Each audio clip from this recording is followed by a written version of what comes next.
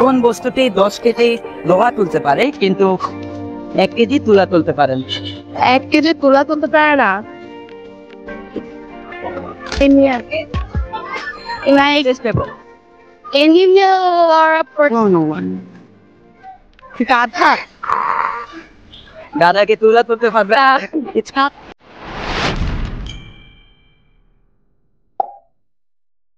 10 KG লোহা তুলতে পারে কিন্তু 1 কেজি তুলা তুলতে পারে না। ওকে না বাস।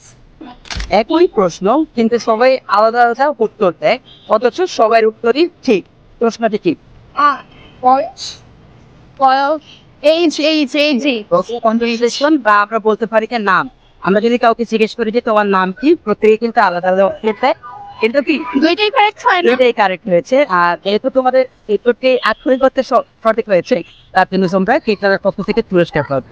আচ্ছা, ওইটার উত্তরটা একেবারে সোজা। তো